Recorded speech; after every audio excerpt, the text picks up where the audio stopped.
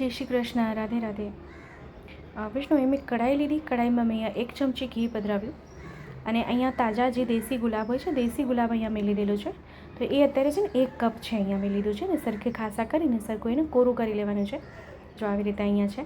તો ઘણા વૈષ્ણવનું એવી કમેન્ટ હતી કે એમ કહે છે કે તાજા ગુલાબની પાંદડી હોય એમાં કેવી રીતે કરાય. તો જે નોર્મલ રૂટીન જે આપણા ગુલાબ મળે છે ને એનાથી ન થાય ગુલાબ પાક, એના સુંદર ન થાય. દેશી ગુલાબ હોય અથવા ચૈત્રી ગુલાબ હોય ને એનો ગુલાબ પાક થાય છે. તો સૂકા ગુલાબમાંથી ગુલાબ પાક, ગુલાબ કતરી, ગુલકંદ એટલે કલાકંદ મેં શેર કર્યો છે. પણ તાજા ગુલાબમાંથી ઘણા વૈષ્ણવને એવી કમેન્ટ હતી, મૂંઝવણ હતી કે કેવી રીતે થાય છે. તો જે આજે આપણે ખૂબ નૂતન રીતે સિદ્ધ કરી રહ્યા છીએ. તો શું તમને આ રીત ખબર છે? અગર ખબર છે તો ચોક્કસથી જણાવશો. તો પહેલાં ઘીમાં આપણે જે ગુલાબની પાંદડીઓ છે એને પહેલાં આપણે શેકી લેવાની છે. જો આવી રીતે આ ટેક્સચર આવે પછી એને એક કટોરીમાં આપણે કાઢી લેવાનું છે. અને સેમ કઢાઈમાં ઘી જેટલું છે એને કાઢવાનું નહીં, ઘી એમાં ને એમાં જ રહેવા દેવાનું. અને એની સાથે આપણે 2 કપ અહીંયા દૂધ લઈ લેવાનું છે. અને દૂધને આપણે રબડી પહેલાં સિદ્ધ કરી લેવાની છે, રબડી બનાવી લેવાની છે. તો જો વિડીયો ગમે તો આપણા ગ્રુપમાં શેર કરશો, જેથી આ સામગ્રી જે આપણે નૂતન રીતે કરી રહ્યા છે, એકદમ નૂતન રીત છે સામગ્રીની, એ લોકો સુધી પહોંચે અને એને પણ આ વિડીયો ઉપયોગી થાય. તો અહીંયા દૂધનો માવો આપણે કરવાનો છે, એટલે દૂધની રબડી, માવો નહીં રબડી કરવાની છે આપણે અહીંયા. તો આ આપણે તાજા ગુલાબમાંથી કેવી રીતે થાય એ શેર કરું. તો 4-5 પાન મેં આમ પધરાવી દીધા છે. તો જો આ ટેક્સચર આવી જાય ને, રબડીનું ટેક્સચર એકદમ સુંદર આવી જાય ને, પછી આપણે એમાં જે આપણે ગુલાબની પાંદડીઓ આપણે શેકીને રાખી છે ને, આમ જો આવી રીતે એ એમાં આપણે સાથે પધરાવી દીધું. તો આપને આ રીત કેવી લાગે છે કમેન્ટ ચોક્કસથી કરશો. જો એમનેમ આપણે ગુલાબ આમાં પધરાવી દઈશું ને તેનું ટેક્સચર, એનું ટેસ્ટ સારું નહીં આવે, કડવાશ બેસશે થોડીક એમાં. પણ જો આવી રીતે કરશો તો એનું ટેક્સચર ખૂબ સુંદર આવશે. અને આ સામગ્રી આપ 8 થી 10 દિવસ રાખી શકશો. સુંદર રહેશે આ સામગ્રી. અને તાજે એમનેમ ગુલાબ આપ કરશો ને તે સામગ્રી વધારે દિવસ રહેશે નહીં. તો આનું ટેક્સચર બી સુંદર આવે છે. અને તો હવે આ એમાં સુંદર આ ગુલાબની પાંદડીઓ સરખે ચડી જાય પછી આપણે સાકર પધરાવીએ.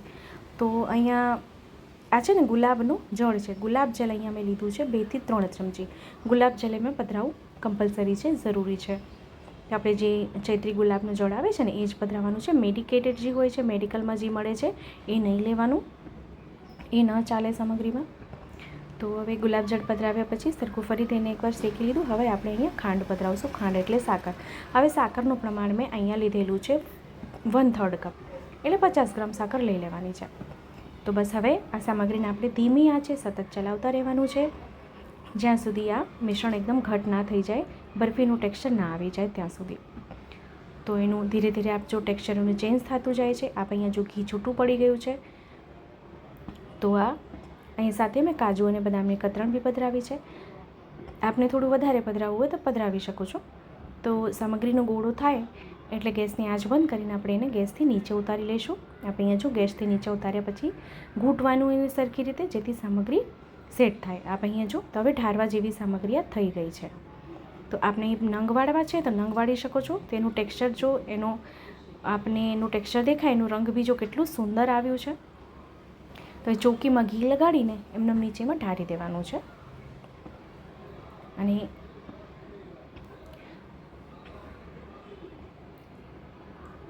હવે આપણે એને એક બાજુ સરખું ઇવેનલી આપણે સ્પ્રેડ કરી દઈએ. ઉપરથી બદામની કતરણ પધરાવી છે સજાવટ માટે. તો હજી જો આ સામગ્રી છે ને તાજી છે એટલે થોડીક આપને નરમ લાગશે, પણ સામગ્રી એકદમ ઠંડી થઈ જશે ને તો ખૂબ સુંદર થઈ જશે. હવે એને પાત્રમાં સાજી લઈએ. તો આપણે શ્રી સુહાય તેમ અહીંયા આપણે ગુલાબ પાક, તાજા ગુલાબમાંથી આપણે ખૂબ સુંદર સામગ્રી સિદ્ધ કરી. તો આપ બી આ સામગ્રી ચોક્કસથી સિદ્ધ કરજો, શ્રી પ્રભુને ધરાવજો અને કમેન્ટ કરીને જણાવશો કે આ વિડીયો, આ રીત આપને કેવી લાગે છે. અને હા, જો ગમી હોય તો આપણા ગ્રુપમાં શેર ચોક્કસથી કરશો, જેથી વધુથી વધુ વિડીયો લોકો સુધી પહોંચે. અને શું આપને અગર આ રીત ખબર પણ છે તો બી મને કમેન્ટ કરીને જણાવશો. શું પાર્સલ વિડીયો બનાવતી હતી 2 મિનિટ આવું છો અંદર. શું પાર્સલ આવ્યું? દવા છે. એક ડબ્બો આવ્યો છે. હા, દવા છે.